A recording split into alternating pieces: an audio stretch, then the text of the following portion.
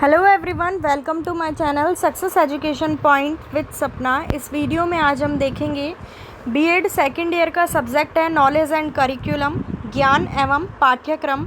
इसमें हमारा आज का टॉपिक रहेगा सूचना का अर्थ, परिभाषा, सूचना की विशेषताएं, ज्ञान एवं सूचना में अंतर। इन 4-5 टॉपिक के बारे में आज बात करेंगे। सूचना का अर्थ क्या होता है, परिभाषा क्या है, विशेषताएं क्या हैं, और लास्ट में जो टॉपिक है वो है ज्ञान एवं सूचना में अंतर। तो चलिए शुरू करते हैं वीडियो को लाइक करें, चैनल को सब्सक्राइब जरूर कर लें। कोई भी प्रॉब्लम हो तो कमेंट सेक्शन में कमेंट करके आप मुझसे पूछ सकते हैं। तो चलिए शुरू करते हैं वीडियो को। सबसे पहले है सूचना का अर्थ। इन्फॉर्मेशन का अर्थ क्या होता है?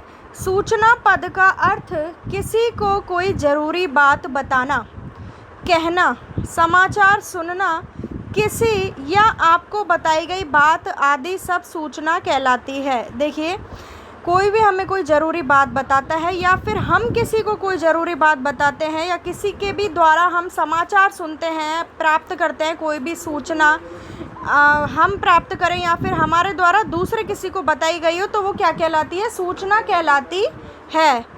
सूचना अंग्रेजी में इंफॉर्मेशन शब्द, सूचना को अंग्रेजी में क्या कहते हैं? इन्फॉर्मेशन कहते हैं। जब इन्फॉर्मेशन जो शब्द है वो फॉर्मेटिया अथवा फॉरम शब्द से बना है। यह दोनों ही शब्द वस्तु के आकार व स्वरूप प्रदान के अभिप्राय को व्यक्त करते हैं। यह जो दोनों शब्द है फॉर्मेटिया और फॉरम, ये दोनों शब्द वस्तु का आकार और स्वरूप को प्रदान करने के लिए अभिव्यक्त किए जाते हैं। आगे देखिए, सामान्यतः सूचना एक विशेष प्रकार के आंकड़े अर्थात डेटाज होते हैं जो किसी विशेष तथ्य से संबंधित होकर अपना अर्थ क्या प्रस्तुत करते हैं। सूचना का संबंध केवल तथ्यों या आंकड़ों से होता है। तो ये तो हमने देखा सूचना का अर्थ क्या होता है। अब है सूचना की परिभाषा। जे बेकर के अनुसार है सबसे पहली परिभाषा, किसी विषय से संबंधित तथ्यों को सूचना कहते हैं। कोई भी विषय है उससे संबंधित जितने भी तथ्य हैं, डेटास हैं, उनको हम क्या कहते हैं? सूचना, इन्फॉर्मेशन कहते हैं।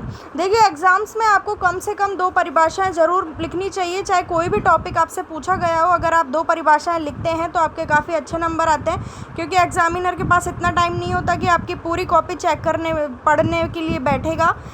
इसलिए परिभाषाओं पर एग्जामिनर का पूरा ध्यान रहता है। तो परिभाषाओं में कोई भूल चूक मत करना। एज इट इज़ जैसी हैं वैसे ही आपको परिभाषाएं एग्ज़ाम में लिखनी चाहिए ताकि आपके अच्छे नंबर आ सकें।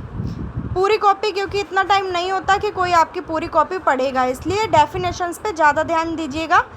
तो जे बेकर ने क्या परिभाषा दी? बहुत ही सरल परिभाषा दी, किसी भी विषय से संबंधित तथ्यों को सूचना कहते हैं। अब है हाफमैन ने क्या दी? सूचना वक्तव्यों, तथ्यों तथा आकृतियों का संकलन होता है। 3 चीज़ों का संकलन बताया हाफमैन ने, सूचना, वक्तव्यों, तथ्यों और आकृतियों का संकलन होता है। तो ये 2 परिभाषाएं आप जरूर एग्जाम में लिख के आएँ। तीसरी है सूचना की विशेषताएं। अब जो है सूचना की विशेषताएं देखते हैं हम। पहली है उपलब्धता। क्या होती है उपलब्धता? देखिए, कई बार सूचनाएं पहले या तो उपलब्ध नहीं होती लेकिन बाद में उपलब्ध हो जाती हैं। बाद में उपलब्ध सूचनाएं व्यक्ति के लिए नई होती हैं तथा व्यक्ति के लिए निर्णय लेने में बहुत लाभदायक सिद्ध होती हैं। दूसरी है उपयुक्त।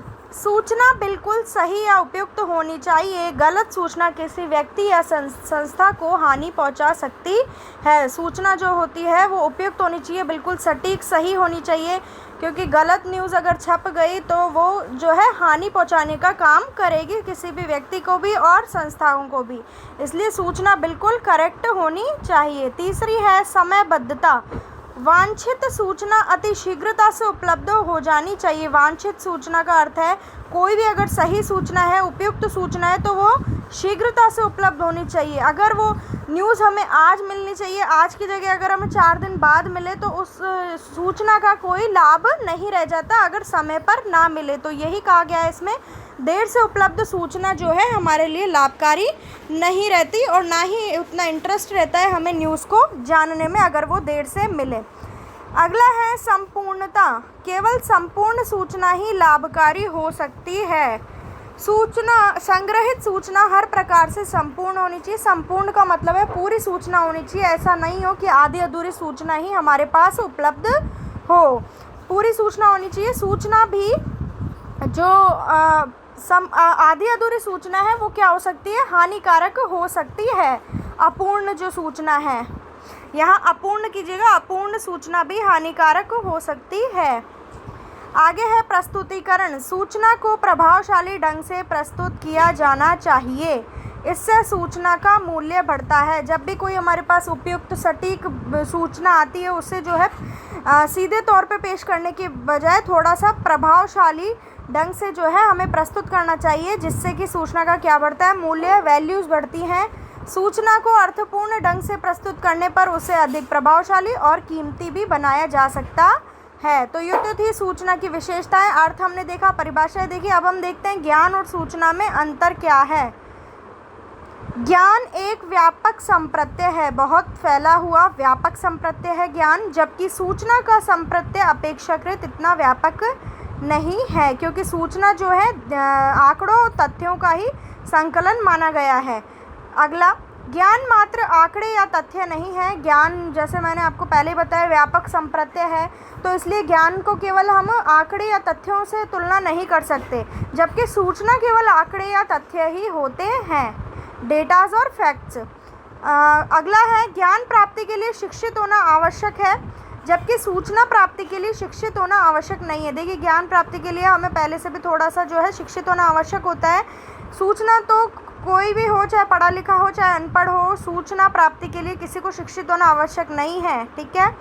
आगे है, ज्ञान प्राप्ति के लिए प्रामाणिकता का होना आवश्यक है, जबकि सूचना प्राप्ति के लिए प्रामाणिकता का होना आवश्यक नहीं है।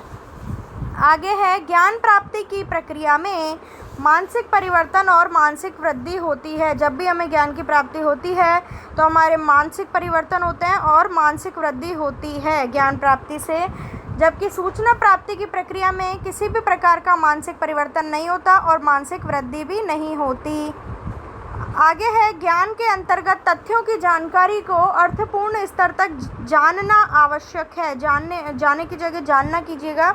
ज्ञान के अंतर्गत जितने भी तथ्य होते हैं उनकी जानकारी को जब तक हम पूरी तरीके से उनका अर्थ समझ नहीं लेते तब तक वे बेकार हैं। इसलिए क्या कहा जा रहा है, ज्ञान के अंतर्गत तथ्यों की जो जानकारी है उसको अर्थपूर्ण स्तर तक जानना आवश्यक होता है, जबकि सूचना के अंतर्गत तथ्यों की जानकारी आवश्यक नहीं है। बिल्कुल डीप में हमें जो है तथ्यों की जानकारी लेना आवश्यक नहीं है। हम ऊपर से केवल सूचना सुन लेते हैं कि हाँ भाई आज ये घटित हुआ।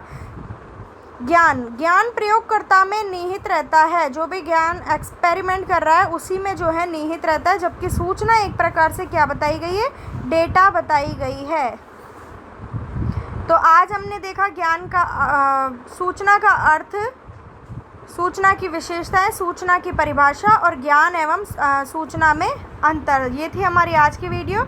चैनल को सब्सक्राइब जरूर कीजिएगा, वीडियो को लाइक कीजिएगा। मिलती हूँ नेक्स्ट वीडियो में। Thank you for watching my video.